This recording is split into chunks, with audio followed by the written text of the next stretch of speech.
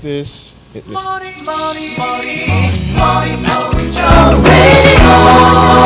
Every time. Good evening, everyone. What is going on? We are back again with episode 75 of the South Florida Gamers Podcast. I am your host, the Silverback Senpai. Across the table, the round table, it's my co-host, Waluigi. Good evening, folks. How's it going? Long time no see. Wow. It's been a while since we had a Monday night. Yeah, been a while, but it's gonna change coming up next month. So don't expect a lot of Monday podcast episodes.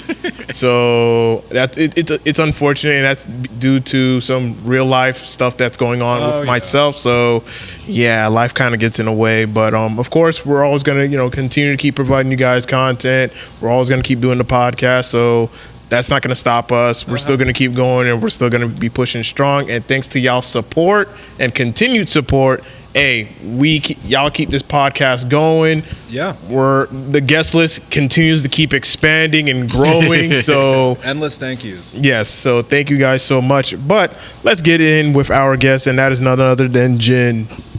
What's up, guys? How's it going? Going pretty well. I'm glad you guys, decided to have me on. Oh, hell yeah. Once he saw you ask, I was excited. Yeah. I saw the email, like, we got to interview this man. Yeah. Interviews, nice. Oh, yeah, definitely. Got plenty of questions for me, I guess. Oh, definitely. Because this episode is all about you. Yes. Because we want to hear your story. We want to know your gaming origins, your background, what got you into gaming. We want to know your either your hero arc, your villain arc. Tell us. all the arcs that you can name, at least, that isn't long as One Piece or Grey's Anatomy or anything like that. I'm slinging shots. So the floor is yours. Wow. To go to origin. Wow. That's all right. Well, it's crazy. I actually do know, where I started from, how Jin came to be. Right. And I think the main thing would probably be to say what was technically my first fighting game. Right. Even though, it's had some speculation in the past. Where I'd say where I truly started from, and it's going to feel kind of cringy to me, my first fighting game that I really got competitive with was Naruto Storm. I saw it at Juicy's a while back, and I didn't know there was an actual scene for it. But see, here's the thing, though. This was Naruto Storm in 2014. Oh, that one. Yeah, this is going all the way back. That would have to be Storm 3. Well, I played all the Storms. Same. And I played them all too. when it finally got to the second one, that's where I stopped. when it finally got to Storm 2, when they finally got in online, I just took it all away. At the time, Naruto was my favorite anime. So obviously I'm going to be playing the fighting game that I love the anime for. Right. And then eventually turned into all right, well, I want to start beating people. And lo and behold, during the time I was actually pretty good at it. Crazy enough how, there was actual meta during the time of that Storm, classic chakra dashing, tilt combos, infinite combos, Yep. you eventually you start to love it. And then I continued on with it to the point where I actually did start streaming it. It's been a while, but I actually could say I used to be one of the popular streams that was actually streaming Naruto Storm along with other people. Oh my gosh, thinking about clans back then. People officially made clans online too, and you had to make your own clan, or you had to initiate your way to be in a clan. Yes. But yeah, digressing. That's how actually my name started to come to be, because technically my full tag name. Wait, there's a full tag name? Yes, there's a full tag name. I don't really use it often because I've digressed from Naruto. But my full tag name is Jinbia Sharon Sage. And how that came to be was because, yes, it is. And Jin is just so much better. But how it came to be was because I knew I was going to start streaming. Right. And eventually I was well, I need to build a tag for myself. So I just took all the strongest eye powers, and then along with Sage mode, put it in my notes, started shifting around names, and then eventually I got Jinbei Sharon Sage. And then eventually I realized people calling me that is just going to be a task. You're going to give somebody a headache. So shortened it to Jin, eventually started playing Naruto Storm, and then it just took off from there. I started getting a lot of views, started getting 20 to 30 to 50. There was actually a point in time where I had 100. And my God. Yeah, it was Naruto Storm was crazy during that time. Oh yeah, it was. And then Did not know this, actually. yeah, going on to 2015, 16, Storm 4. Storm 4. Oh, yes. Oh, the storm that really just broke me. Truly broke me. It's where they implemented the counter. And they also had pretty strong glitches in the game too. It was a point in time where people were really getting mad about the game because there was always 3 sets of people playing the game. Mm-hmm. It was either one, you had your beginners who really enjoyed the game, who obviously play it for the fact that it's the Naruto anime. Yeah. Mm-hmm. Then you had your people who actually knew how to play the game. They know their classic combos. They can use the directional combos, everything like that. Then you had the pros and the clan members. Oh, no. Yes, some of the strongest clans like the X Voids, the X Tsukuyomis. While the name wasn't enjoyed, there were also the Molly Popper clan. Yeah, there was some really strong clans out there, and there were just people who just loved being called the solos, where they just didn't be a part of a clan during that time. Yes, and definitely for me, I was one of the solos. But either way, moving on from Naruto, because eventually I just did not enjoy the community afterwards because it got a little bit crazy. Plus, CC2. Moving on. Eventually, when I actually started branching out to more fighting games, I moved over to Street Fighter V. Ooh. Yeah, and then learning on from there, it was Street Fighter V to Injustice 2. Ooh. Yeah, I was really looking to branch out when I really was like, all right, I want to play a different fighting game. So got from there to Street Fighter, Injustice, then finally moving on to one of my home games, Pokken Tournament. Yes. Yeah, you're one of the first people to mention Pokken. Yeah.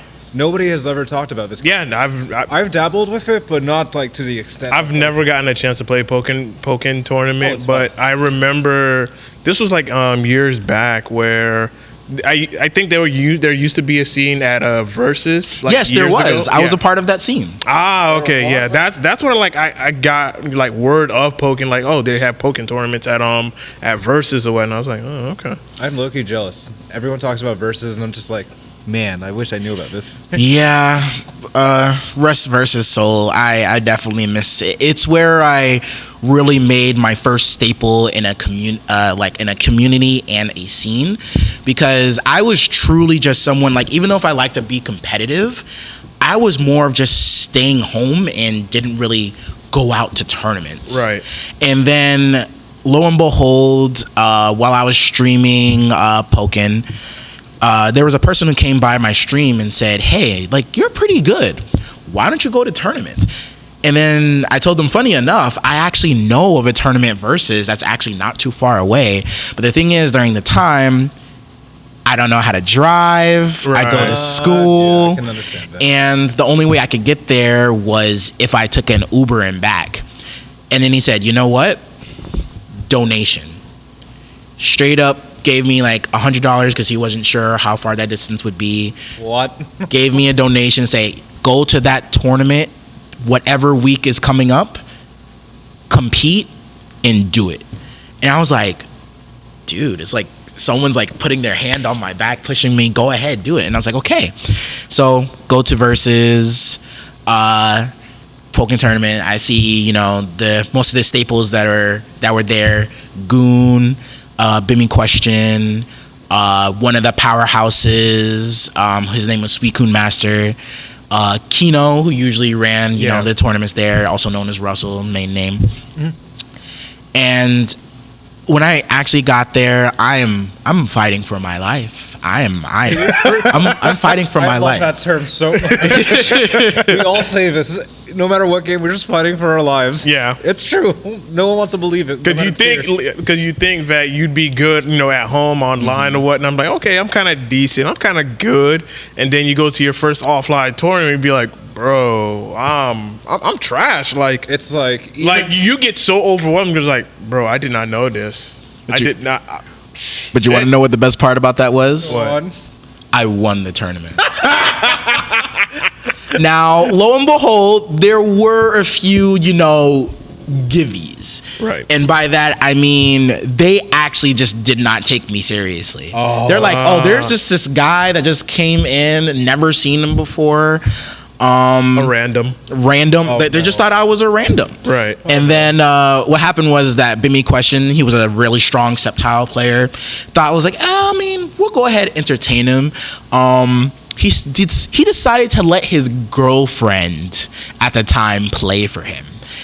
And I washed his girlfriend. Damn. Now, I won't lie, she was pretty strong. Like, I was scared. okay. I was scared. No, Thank she God. was strong. She knew how to Right. play the game at the time. Okay. But I did my thing. And then Suicune Master, who's top 1, got to grand finals. He didn't take me seriously either, and What? he was playing a pocket. He thought he could beat me with his pocket. That's cold. I reset the bracket and won the tournament still. And I was, and the best part about it was that when I was just sitting there, I'm like, okay, all right, we beat it. Let's go, next game. He's standing up. I'm like, why is he standing up? And he's like, good game. And I'm like, are you quitting? No, you won already. I'm like, I won? I won? So let me get this straight. Suicune Master went from pocket, went serious, and then No. He stayed pocket. He stayed pocket. Oh my god. Damn. Yeah, he stayed pocket, thinking that he could win. Oh he my stayed God. pocket, thinking he could win. What? But yeah, and then from that point on, I actually, you know, committed to, you know, playing Pokken Tournament. You know, people starting coming into the Yeah. stream, people liking my personality, saying that they love my laugh. They're like, you know, they like how I play.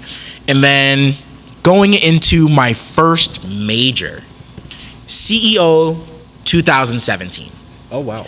And at the time where I didn't even know it, this is one of the bigger tournaments for Pokken because they were having a pro circuit. And this was an official sponsored tournament by the Pokemon Company. Nice. So, Wow. noticing, you know, how often I've been playing online, and then, you know, I want to do well. I really want to do well. And I know it was weird. Before the tournament happened, a month before the tournament happened, there was this guy I kept on playing online who kept on beating me so often. He was a strong Chandelure player. His name was Twixie. He's also known as Sorcerer Twix now. He doesn't really play Pokken anymore. He plays more Guilty Gear, more I've heard that name. Soul Calibur. But at the time, I was like, I could not win. I could not win one game. I could maybe win a round, but I could not win one game.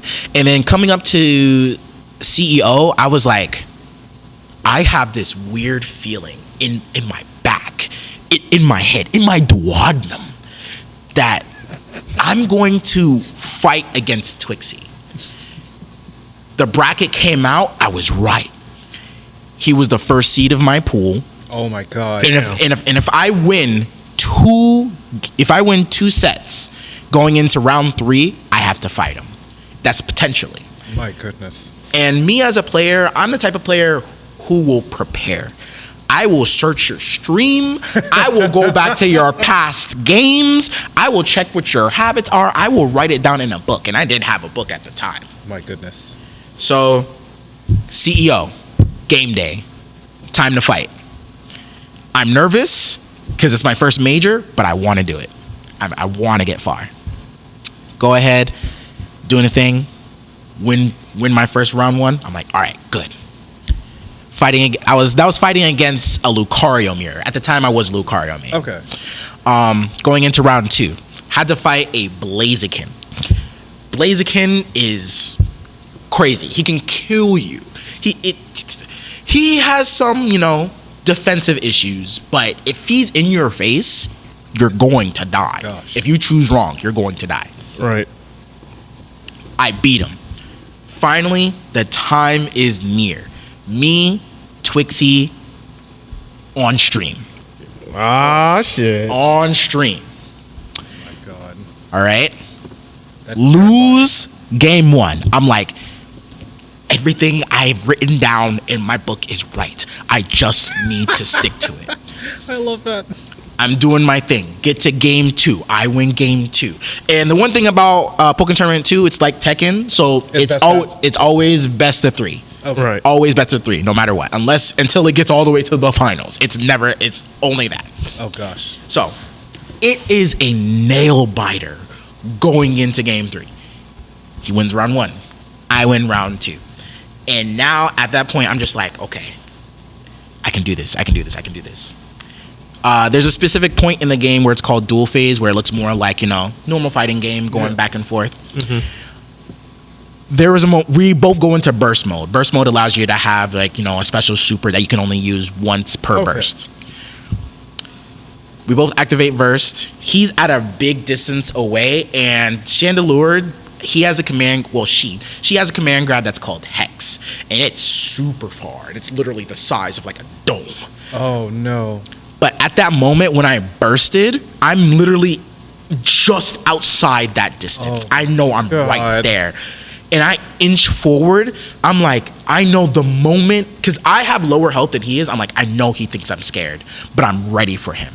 I activate burst, activate Jirachi. Jirachi enhances your burst mode, so that way you also have extra defense and extra damage. Oh.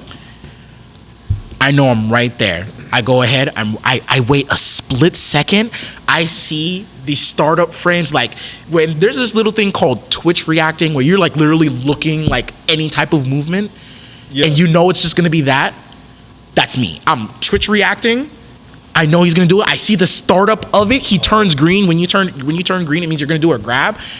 Press burst. I already know I won because it's a counter. I hit my burst my attack. God. I hit it. I'm popping off. Everyone's behind me. Everyone can't believe that I beat such a strong player. First major ever. I am literally going out of my mind. That's a hell of an Like, impression. I had all CFL behind me. They're like, no way. Like, I can't believe he did it. And then it was unreal. I loved every moment of it. And then, there's always going to be somebody stronger than the next person. Oh yeah, definitely. Yep. Yeah, there's the next guy I had to fight named Oreo. Instantly got 2-0'd. He plays Mewtwo. I was like, dang. But there's a big sad ending to this, because it came to the point where we had to do the run back. Oh shit. Since I'm in losers, he's in losers, we got to do it again. Damn. That's pain. And the same scenario happened again. Game 1, game 2, last game, last round. And I couldn't pull it out. Damn. That bites. Just thinking about that. But you know what? Definitely during that day, I had a lot of fun. It was crazy. It was amazing. From that point on, I knew that this was a game I definitely love. It's literally a version of Tekken, just frames, movement, and then eventually it started becoming really strong. Eventually, I ended up being 9th in NA. Wow. I only won one tournament, which was Orlando IX. That was a crazy tournament with a whole bunch of issues with that. But yeah, and then other fighting games, Strive. I did play Mortal Kombat for a bit. Mortal Kombat definitely. Mortal Kombat we talking about? We were talking about Mortal Kombat 11. That was So sorry. Yeah, that was like the first Mortal Kombat I actually got full involvement in. And I actually am glad I played just a Mortal Kombat title, because it taught me something that I actually did lack. because during the base time when I was actually, getting more into competitive play, I was a by the book player. Then, when you're by the book, it means, okay, you have a set pressure. You have you wouldn't take your turn or try to steal a turn when you know your opponent's plus. And Mortal Kombat broke me out of that because they steal your turn whether you think you're plus or not. There's no sugar. There's no sugar coating. Sounds about right. God, I did not miss playing that game. Like, even if you're minus, it's like, all right, if you can't touch me, it's still my turn. And I learned a lot from that. I'm glad I did. I'm glad I did play Mortal Kombat just in general. Who'd you main? For Mortal Kombat 11, I played Noob. Oh. Yeah. I know Noob. And then eventually I moved on to Fujin when he came out because he was more my play style. But then eventually I realized the mechanics of the game I just really did not enjoy. A lot of people just describe that. Yeah. It's understandable. I love MK11, but if you were to tell me which game that I would rather play, Mortal Kombat X. Yeah, X. I'd play X. Even though I never really laved into X, I would rather play it because I played Devora as well. Devora. There's such a big difference from X and 11. Oh my god! Like Night and day. Like MKX Devora, I was afraid of. MK11 is just like, It's like, all right. Because Like, I played a lot online on Xbox because I'd never had a PlayStation back then. I used the poison variation. That's how you know I hated everybody. I watched people chip no matter what plus minus. I didn't even know that. for me, I just really enjoyed playing characters that that look cool to me. Like in Injustice 2, I played Scarecrow. And it's kind of weird because people were always complaining about Scarecrow. I'm like, He's cool. why? Like, I mean, I know he has that, the special toxin that can make him like a plus. You can do the second hit, go into command grab, but I just don't see it. And that was more of the time where I'm still, my fighting game overall knowledge, Right. It's just not broad enough. I would say this is definitely like, mentally thinking about other fighting games altogether. Playing multiple fighting games can definitely help you in all different directions. Yeah, and you build knowledge of it. Yeah. And not many people really know that until they actually experience it. Eventually in Pokken Tournament, I switched over from Lucario because I felt like he was a little bit too straightforward for me. And then I moved over to Darkrai. And I would say at this very moment, I'm still the second best Darkrai on this planet, and I'm gonna hold that title. This planet? I'm gonna hold that title. That's the strongest title we've heard so far to this podcast. I would say definitely number 2. Definitely number 1's gonna go to a very good friend of mine, Shadowcat. He won the World Championships last year. Oh my. For Pokken, and he definitely holds it down with the character for sure. But me, yeah, I still have that character. Yeah, that's still my baby right there. Okay. Is Pokken still going on, or is it just like completely is the scene for it completely dead? The scene for it is definitely not dead. It's funny because you have to be in the know to know. At this very moment, they're having a it's like an invitational tournament that's in the Discord, and that one's for $5,000 actually. What? Sadly, I couldn't compete in the second entry. I competed in the first entry, and I got counterpicked to hell. But the scene is very strong. They hold literally weekly tournaments. We had a side event at Frosty that was very strong. That one was about even though if it's a small number, it was around 78 people. That's still a lot for a side trip. Yeah. And that tournament was hard. It was super hard because everybody it's weird. People let me actually go more towards the online. Because unfortunately, yes, Pokken Tournament DX delay based in a world where people are obsessing. I can't even say obsessing. Rollback is amazing. Yes, it is. Yeah. But in a world where rollback is becoming more of a want and need, delay based, I can understand. Oh yeah. But funny enough, there's still a lot of people playing Pokken Online, and I could honestly say probably, and this is me giving an estimate, there's probably around like maybe 8,000 people probably still playing the game online. And the proof of that would be going on to the online rankings. It's kind of actually similar to Strive showing of like how many people are like rising up in experience throughout the month. Yeah. Right. And what's crazy about that is that each region have their different rankings. There's one for NA, there's one for Canada, there's one for there's even one in Africa. And I see different names on all those lists every month. That's impressive. Every month. Yeah, that's really good. Especially a ranking system that's continuous from a game that came out 2016, 2015? It's 2016, yeah. Okay. Yeah. Thank you for correcting me. I had to make sure. The only reason I remember was because during the time where, again, I wasn't like super in the competitive scene, I actually, during the only time where Pokken was at EVO, I got hosted by EVO while I was streaming for Yeesh. Pokken Tournament. Yeah. Nice. That was crazy. cool I was like, feat. what's with all these people? I was like, EVO just hosted me. All my friends in the background like, no way. EVO hosted you? What? Everybody just coming in crazy, following everywhere. Yeah. That's yeah, crazy times. But for sure, one thing's for sure, we always say for everybody, because you know we're gonna be called dead. We're deaf to that sound at it, because everyone's like, dude, like, you know, no one really plays you anymore. Like, you don't even have people online. I literally played Pokken 3 days ago. Literally find matches like that. Even my rank, where it goes from like letter ranks from D to S, and in the game I'm currently S2, where the highest I'm currently S4, the highest ranking is S1. I find S rank players all the time, and good to know.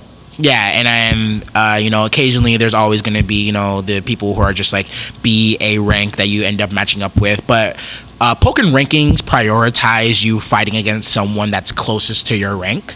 Right. And if there's no one who is really, like, if all of them are just playing together, then it'll put you to the closest thing from that. So That's respectable. yeah, so Pokken definitely won't die until, like, their very last leg, like, man, like, we're really just done. Yeah. But I don't see that happening. They're definitely, with the invitational going on right now, that one's for $5,000. People already told me that they're gonna have like a side event at Combo Breaker, and I was like, I didn't even know that. Ooh. And I know for sure that I'm gonna be setting up Pokken with people already on their way, choosing to be on their way for CEO this year. Nice. So yeah, one thing we always say: long live Pokken. Wow, that's stronger than DNF right now. DNF, dude, I actually played DNF 3 days so ago, sorry. and I sat online really like, man, there's It's stronger. no one here. Dude, it's stronger than JoJo's.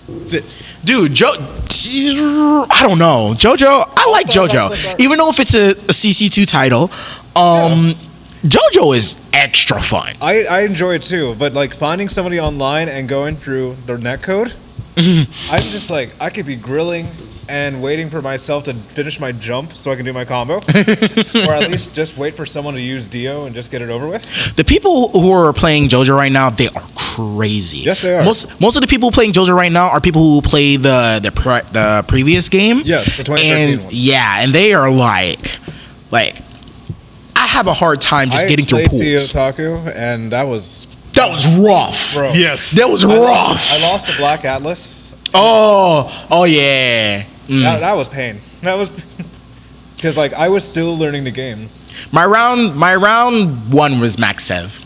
I was also like in a group where I started roasting Punk.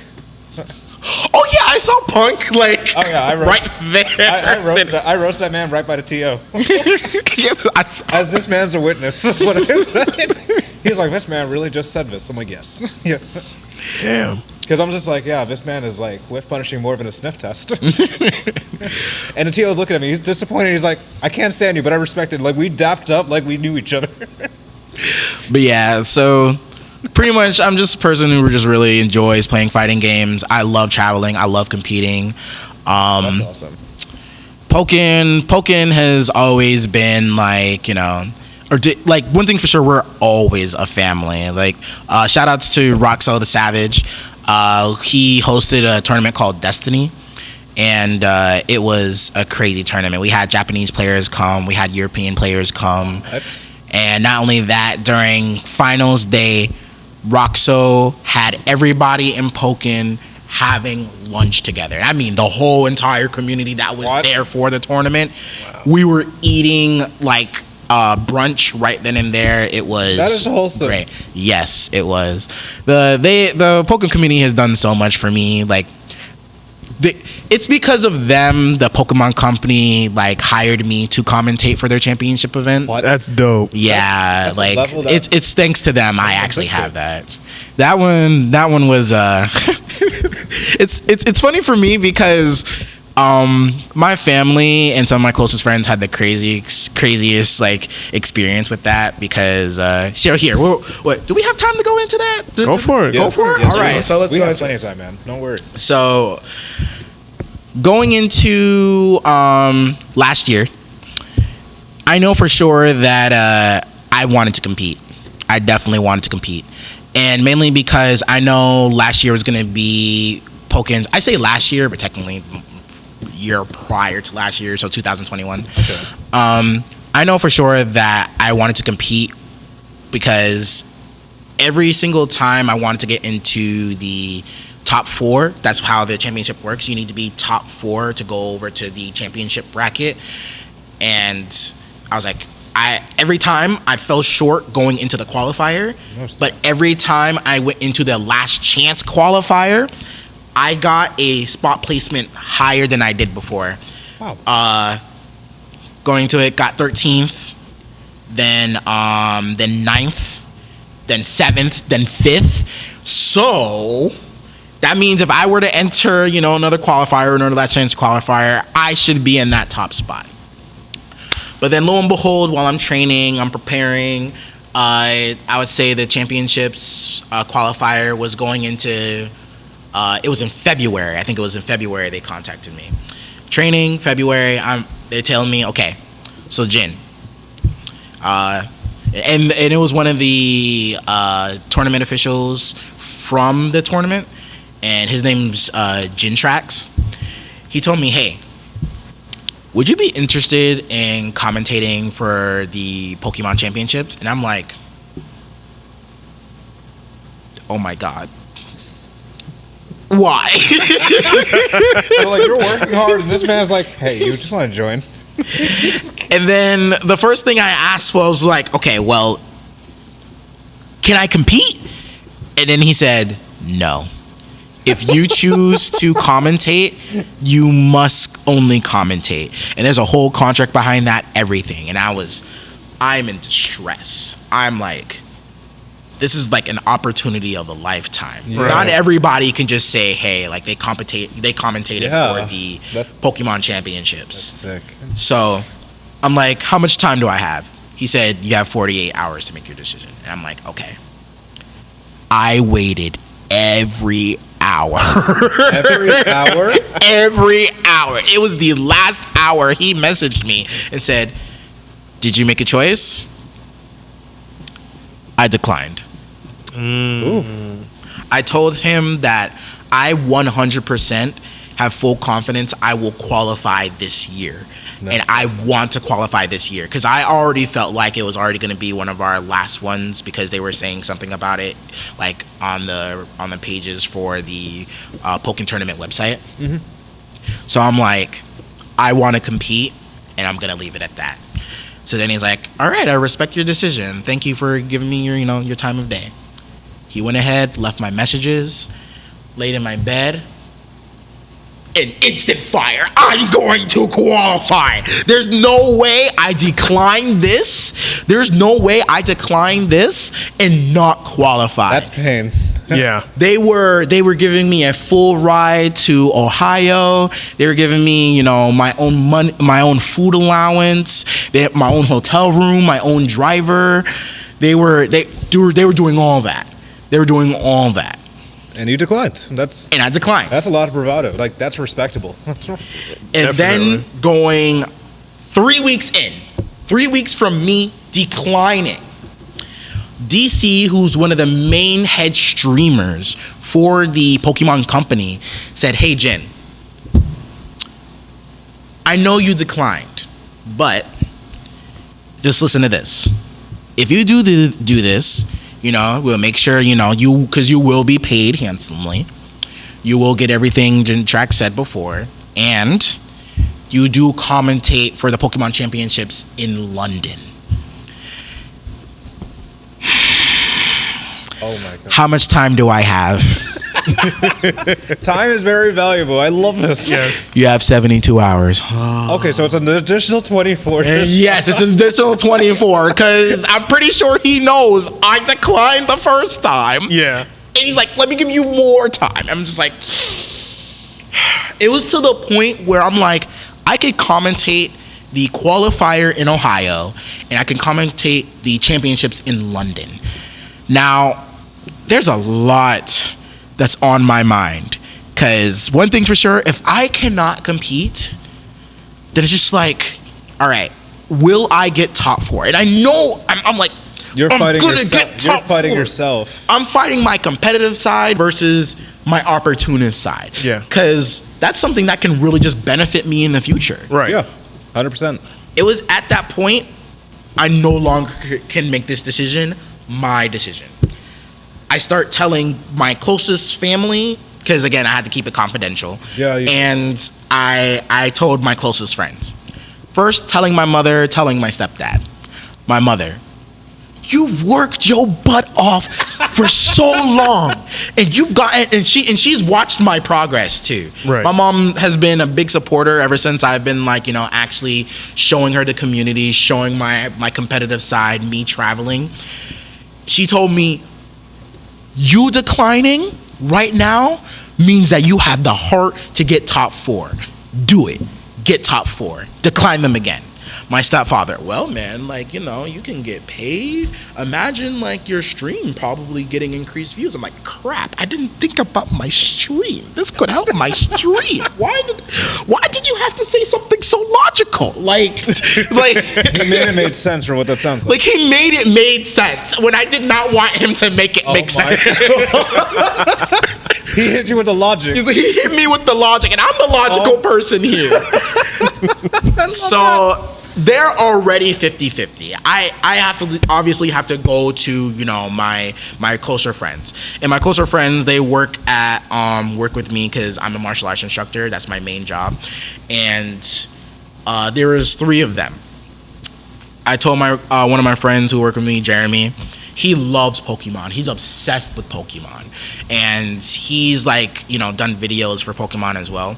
I tell him, "Dude, commentate. What are you talking about? Like, why is this even a choice?" And I'm just like, You're just like, that's not the answer I wanted to hear. that's not the answer I wanted to hear. I get this.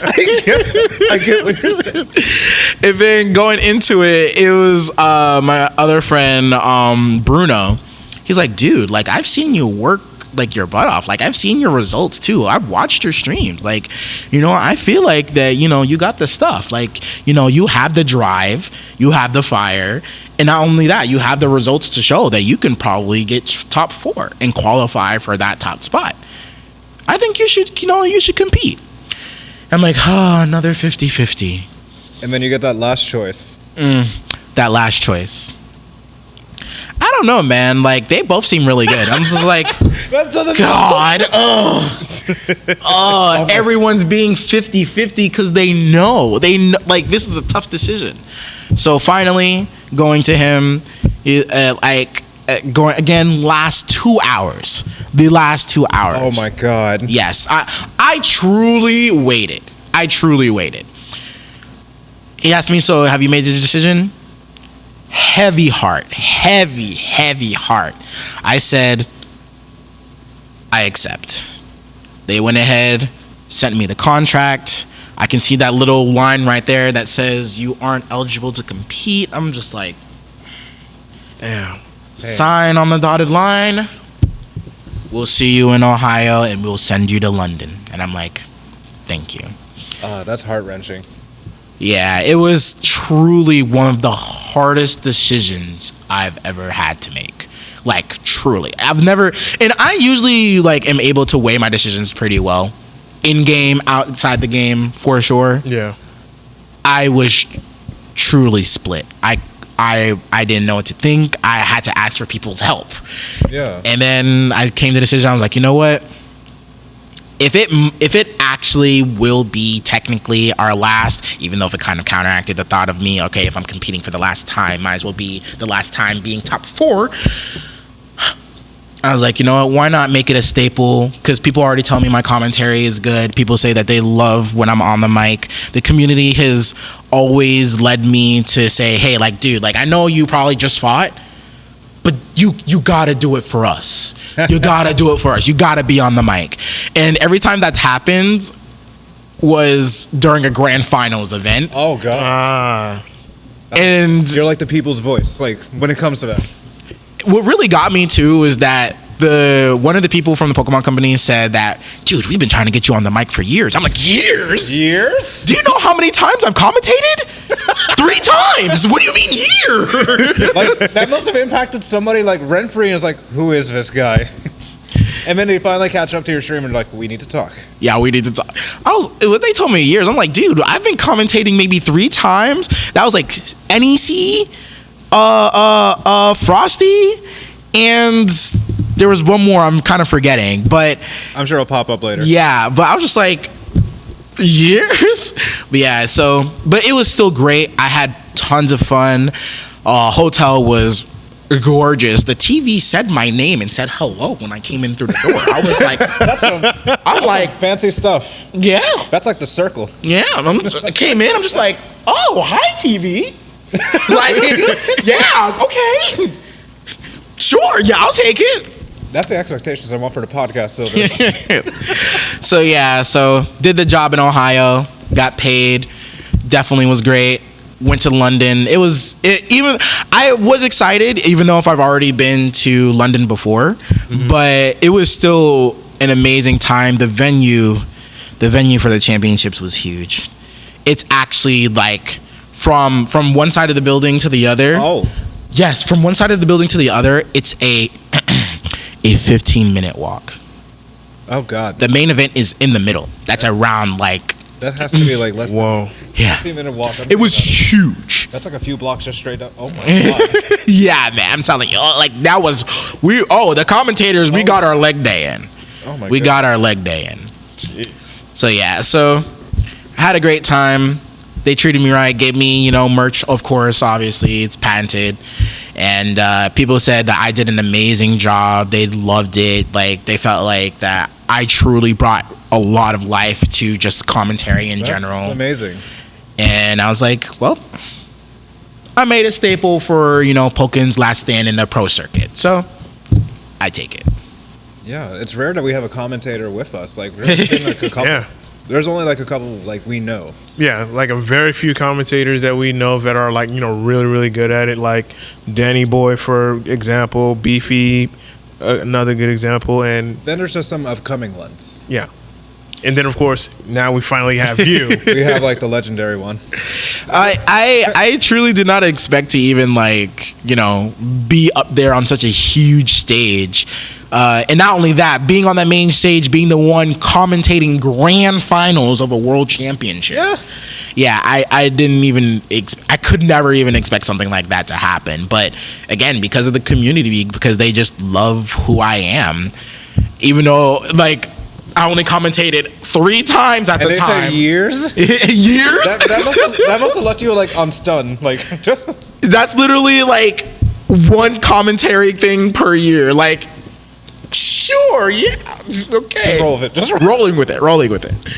But yeah, so took my opportunity. Now I definitely gonna try to do more stuff for the Pokemon Company in the future. So That's awesome Yeah. to hear. More opportunities later down the road for you. yeah. Absolutely. All right, so for our next topic, we want to know, what are your thoughts on the current state of gaming? Now, for me, on the current state of gaming, I would say for me, I can't really have much to say, only because, I still feel like I'm quite young in a fighting game competitive scene. Right. Yeah. That's normal. But if I were to give my pinpoints, I would say most likely this is probably the highest point, or at least a pinnacle for, fighting games, because Right. there's so many fighting games coming out, like actual pro gaming is becoming a lot more noticeable. Yeah. It has. Yeah, like I always hear, the OGs talk about how, like, playing in, like, low air conditioned area, being on the arcades, going to, just straight tabletop, not looking like, I'm not gonna say like clean, but like, it's just like, it looks so grassroots. Yeah. Old-fashioned. Yeah, it looks old fashioned. And then going into, real pro stuff, getting a whole crew, soundboard, makeup crew, even maybe. Yeah, like- and yeah, like for fighting games, we're looking pretty good. Like, It's crazy. It makes me wonder, why aren't we? But that's what, like, why aren't we like the highest point of gaming? But I know there's like, shooting games and like, Yeah. I think it's called MOBAs. Yeah. Dota, League of Legends, and whatnot. Yeah. Like, they have like their own professional esports, Rocket League, CS:GO, Valorant. Like, they have their own their own leagues and tournaments and whatnot, where it's just like you have your casual side, then you have like the people that play, very hardcore-ish, and then you have the professional level. Yeah. Like, Don't even and it's like breathe. there's like a huge gap in like experience where people who like play the game like almost every day. It's like you're not at the level of these professional players that just play the game like every waking minute.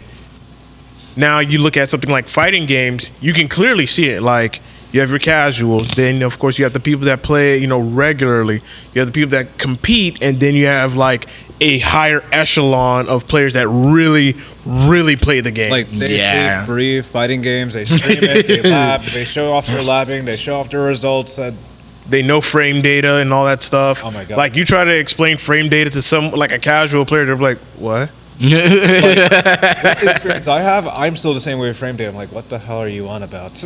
Dude, me, I love my frame data. I love my numbers. I love just being able to sit in I could truly sit in a lab for 3 hours and not notice where the time went. Just thinking of like, how can I optimize this combo? What could I make a plus setup, or just like a setup that could be like advantageous for me?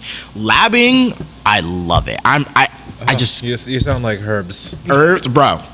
He and we actually had a conversation about that yesterday. I He was hate that and I like, love it. man, like some people just really don't lab. I'm like, dude, I love to lab. He's like, yeah, man, there needs to be more people like you, because more people like you is gonna improve me. I'm like, yeah, that's what I think too. And then we're just like, Man. yeah, Herbs is the one to yell at me to lab, and I barely lab for like 30 minutes. That's all I need to keep my sanity.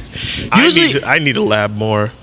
Usually people have a hard time like understanding like what are they looking for to lab. Right. And I think that's where people like usually have a hard time. Me, like, I could truly just go into the lab and be like, what am I gonna do now? I could touch like, and usually the best thing I do is like I pick my main, pick random select. Okay, we're gonna practice against this character and like feel like what do we feel like we're lacking versus this character. And that's usually the easy go-to for me. But other people, they're just like, I mean, okay, I'm here. Do I practice my combo? Yeah. I did my combo routes. I practiced dash canceling. Like, I literally came from not joining fighting games into grabbing a fight stick I was unfamiliar with completely, learning my buttons, and then learning my inputs, all in 1 year. For me, I would say I got heavy into. I would say the games that I know I labbed heavy, and I know that I did like really good at would be MKX, MK11.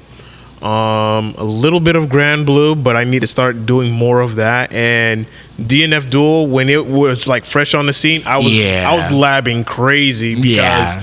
Ghostblade, who doesn't have a DP move, Oh yeah.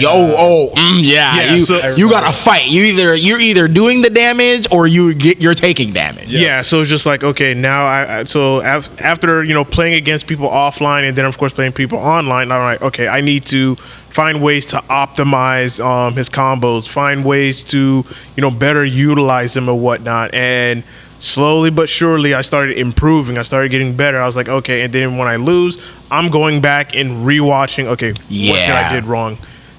And then he came across the smuts. He came across the Ghostblade smuts, which eventually I was like, yo, like I know with time Ghostblade could be nasty. And then when I saw some top people play, I'm like, oh, I didn't think it was gonna be this nasty. Like, yeah. So I was like, oh, this is what I could be doing. I'm like, okay, I think I'm nice with Ghostblade, and then I see someone else using them. I'm just like, they nice. Yeah, they real nice with it. I was like, okay, I need to start doing what he's doing. Yeah. So what we forgot to explain is like for people that are learning about labbing or asking what the hell is labbing, it's mainly just practicing combos. It's like practice mode for some people. It's experimenting. Right. You're trying to process what they can do, what they can hit, what you can hit, what you can execute. There's a lot of ways to phrase it, but it's just practice mode. It's just like a main fighting game term of being able to know, like, you want to make progress on something, or you're trying to, see what you can cook up, see what what's gonna improve your play. And mostly that's what labbing is, finding a way to improve your play in some shape or form. It's like education. Yeah, and then there are times where you can, if there's someone that that you guys can just get a couple of games in, you guys are just building each other up to the point where it's just like steel sharpens steel. So now you're both are effective. Yeah. Some people actually do a lot better just being like, okay, I can't really put pen to paper and then put paper to the game. Like some people feel like, all right, I need to go straight to the game, and then maybe somebody talks to me, tells me like what I could be doing better or what needs to happen a lot more, and then that's how most people hands on. Some people are more hands on than being able to just sit in the lab by themselves alone and then just start just doing stuff. Nobody still believes that Herbs is the one that trained me sometimes. He does not play Rem at all. He's like, he just gave me suggestions and inputs, and I put it into action. But now that I'm thinking about it, going back to the original question for the state of fighting games, I realized one thing's for sure. What I've been really enjoying about the state of fighting games is how every tournament that I've been a part of so far just always gets so much better. And I would say a good example would be Frosties, because I would say that's my most attended tournament. I would say so. Okay. CEO, because of the Pokemon Company, or I should say the Pokemon Championships. What always hurts is that they always somehow fall on the same exact date. So it means I would have to choose between playing Pokken at a championship or playing at CEO. Yeah. Pain. So Frosties looks beautiful every single time I go there, and it always gets better. I would say last year. Was it this year? Last year? Frosties was this year. Yeah, Frosties was this year. Yeah. This year, same place, but still amazing. The Frosty before that one, they had me walking from Pokken to Guilty Gear. Oh no! I was going back and forth. Pain. Yeah, that was pain. When I got back home, I didn't want to walk for a bit. I was ready to call out from work and be like, hey, I don't feel like kicking. I don't feel like doing it. I don't feel like jumping. I don't feel like you guys telling me to do anything. I'm about to send another sensei your way, and you're going to have to deal with them for a bit. My legs hurt. My legs hurt. But yeah, so far, the improvement that all these places are making just to showcase not only, good tournament play, the enjoyment of the attendees, and then overall just production, it just gets better every time. And I can't even imagine what it would look like maybe in 4 years time, 5 years time. Yeah, that's gonna be intense. Oh yeah, definitely. I definitely feel like, especially with with the next generation consoles and whatnot, and with some of the features that they have for for next gen fighting games, I know that for me, running tournaments here at Flynn's, I think one of the things I'm going to do, moving forward is getting more monitors, but getting more monitors that run at 144. because all the monitors that we currently have here are at 75, every single one of them. So that way everyone is playing at least at the same frequency level. I don't have like a monitor that's like 60, 75, and 144, because you can tell the difference of your inputs and how you're playing. Yeah. So it's just like I'd rather keep it fair across the entire board. So Yeah. once we get more PS5s in, then I'm gonna slowly start acquiring more monitors to where I'll still use these for like other games, but for like next gen, it's just gonna be monitors that are running at 144 hertz. So that way, one, it's better for for everybody, and you're more accurate on your inputs and whatnot. So it's just giving everyone like, okay, we're upgrading. Yeah. Yeah. It's going to be definitely these great people just like this one who's going to be able to make sure you guys have an amazing time whether you're going to a major or local, like. Yeah, because for me, I would say I want to give people at least the closest thing to experience at a major level, because some people, they don't know nothing about the competitive level with fighting games and whatnot. And I think when we did Otaku Fest, Oh my goodness. which was an anime convention and whatnot, and it was successful. It was a lot of fun. It was a lot of people. I was here by accident. Oh yeah. Yeah, it was a successful event. We had a lot of people. We even had some people come out to Flynn. Oh yeah. I know. I brought like 2 people Oh, with that's amazing. That's great. I literally convinced because 3 people to join. Because I want to grab more of these people who play these fighting games casually, have them come out to locals, so that way they can get more of that experience. Because usually at cons, one of the things that made me so go heavy, like strong heavy on conventions, is giving them the best tournament experience. Because previous years they've always said they always have like a shit experience. Like people who go to cons, they go to Otaku Fest or Florida SuperCon or whatever con, they was like, yeah, they have a tournament, but it's kind of ass. It's kind of eh. So I was like, all right, I'm going to step in. I'm going to want to change that. And last year, Otaku Fest, we ran 3 tournaments, and we had that was crazy. Yeah, and it was in a small ass room. And people came through actually, which is still even better. Yeah, people came through, and the maximum amount of attendees that we had for all those 3 games was about 80 something. Yeah. Otaku Fest this year, 180. Whoa. Yeah, like we had to have a limit for Smash. Yeah, You had like, all right, That's we how- know it's going to happen. We need a cap. Yeah. We had a limit for Smash, and like people kept coming.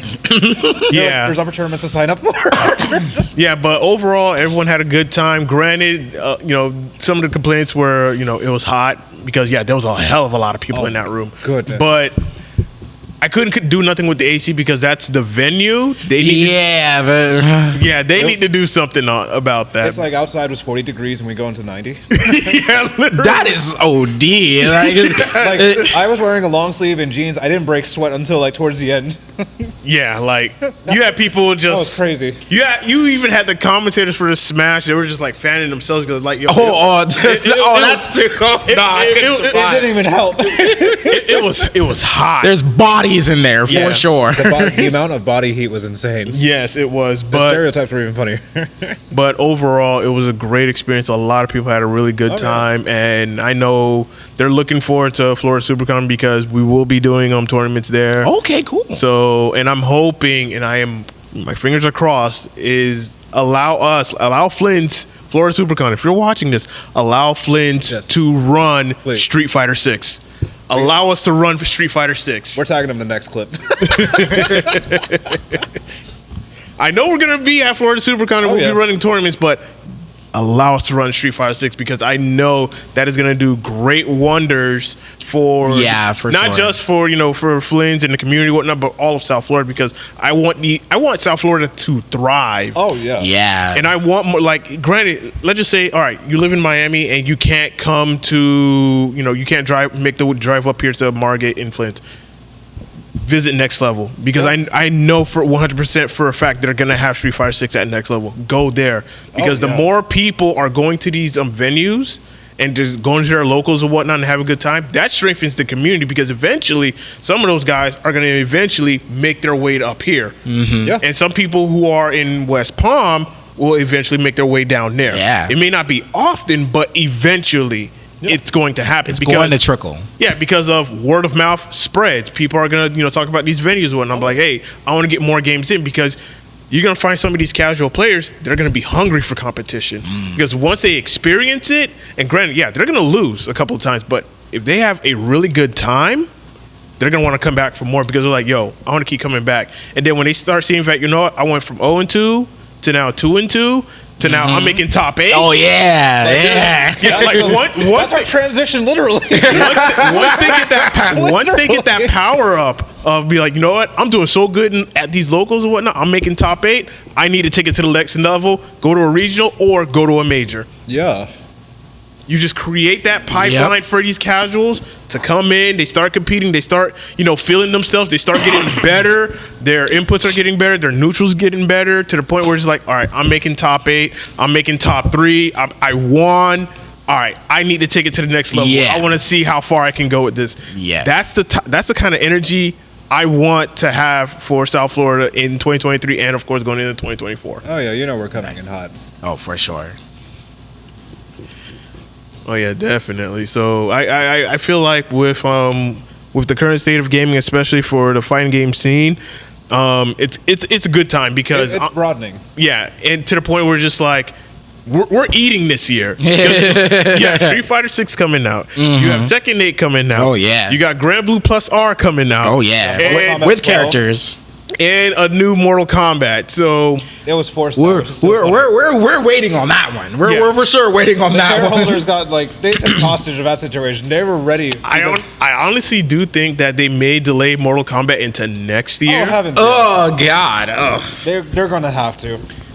Yeah. Mortal Kombat 11 people, they're all just like they're just asking for it. It's been like 3 years since the last one. That man Aziz, No, that man Aziz on 4 Twitter, years. he wins MK12. Honestly, I'm waiting for it too. Me, Yeah. Oh my goodness! Yeah, the current state of gaming, it's definitely going to be fun for fighting games. Oh yeah, definitely. It's like, even if you play fighting games casually, I'm telling you, once you experience an offline local That's and how, you have a we good start- time, that's when it's just like, okay, now you're hooked. It's like, fuck it, I'm gonna keep coming every week. Yeah, we've been with Flints for years already. Yeah. Oh my goodness! Like I joined the first Mortal Kombat tournament, got my ass kicked by Butters, end up going to Guilty Gear Strive, got my ass kicked by Butters, and then it's vice versa because we're all brothers at this point. And that's the thing I love about the Strive community here in South Florida, because it's like everyone helps each other grow. And it's like, yeah, you may go 0-2, but eventually the more you come out, the more you get to play against different people, whatnot. I love seeing people pop off against a person that they struggled to beat this person, but like as soon as they pop off, it was just like, that's the feeling I There we want. go. That's what it's all about. Like, you have worked your ass off, you've grinded, you have God. you have played sets with people, you're trying to understand the matchup, and then when you finally beat this person in bracket, it's just like, It's one of the best feelings. yes, it's like we've had you made a whole bracket tier list. he made this bracket tier list that everyone goes by now. Like they start off new, and it goes to bracket demons, like the people. oh who no, keep losing. you have your the people who make like 9th and 13th place, those are your bracket goblins. The bracket goblin. Yes. And the people who typically make like top 8, those are your bracket demons. Your people who make like top 3, those are your bracket lords. And the people who typically wins the locals are your bracket gods. I'm trying to be those people right there. Yeah. That's what I'm trying to do. I'm trying to It's a beat fun- everybody here, it's no a matter fun who they way are. Mentally, it's a mental game. It's a fun one. Oh yeah, definitely. Especially the Like, people that get 13th, they want to go for more. The people that get 9th, they're gonna go for more. and I know in another feeling I like to see, and I know this happens, from time to time, is like this. You have players that they know they can make top 8, but it's like, man, I was just That one match. That one. burning. that one. one match is just like, That feeling of taking someone out in losers for top 8, it is a very good feeling, but yeah, it's horrific. because it's like, man, and you're just like, bro, I used to fucked be up on that one input, and I could have had it. Especially if it's a game 5, it's just like, Oh yeah, that sits on you. I Yeah, used that to be sits on you. it is what it is guy, but now I'm just I'm unsettled. It just bothers me for a good couple days, and then I shake it off, and I'm like, I gotta keep going. It's a refresh. Hey man, when you're in bracket and you know for sure you have a goal set in mind, you know, when you already get past like, you know, you don't want to go 0-2 versus you don't want to like, you know, lose outright, you want to go like 2-2 or something, Yes. to the point where you want to make it out of pools. Yes. The thought of, you know, making it out of pools now becomes like the norm. You want to get out. You don't Yeah. want to drown. Yeah. And then the heaviest hitting part is when you know you're that one game away from making it out of pools. Yeah. Yeah. And that's the part that hurts the most. Whether you like, if you're, you know, and even when you're sitting in like loser side and you do make it out of pools, you're like, man, like I could be in winner's side right now. Yeah. Yeah, and it's just like, yo, you just have that mindset of I got more work to do. It's just like, nah, I'm not gonna go out like this. I'm gonna come back. It feels I'm- like blue luck. I'm not gonna lie to you. It's all about ego and how you want to win and be on the top. That's a series you gotta watch later. Off topic. yeah, But that's like truly the feeling of mine, because you know that's like that feeling. It's like a rush. yes, Well, I almost said Daigo. Who Yeah. said the famous quote? It wasn't Daigo. Was it Tokido? Which one? The, you know, video games are something so great. I'm gonna look at it. I think it was Daigo or Tokido, one of those. No, it was Tokido. There's something so great about fighting games, and it's being able to go into a tournament. You feel the rush, like, you know, it was a close game. You know, like you don't really get that much, you know, excitement out of just one-sided games. But when it's truly that close game, you know, like in between games where you're like, all right, you're thinking about it, you can hear your heart pumping. You can hear it. You're like, man, like you're not trying not to lose this. And Yep. there's nothing more that I like, you know, love than just having that feeling. And that's what makes me come back to the competitive scene, because I Yeah. want to not only make a name staple of mine, but you know, that rush is what I enjoy. yeah. That rush is it's a so healthy- addicting. It really is. It is an addicting rush, and sometimes it's like when you are like so into it. Sometimes your buddies are telling you, "Yo, you gotta breathe, man, breathe. Like take a deep breath," because they know it's like, Yeah, I got my boys telling me, like, I see Nightbreed as an example. He's just like, calm down.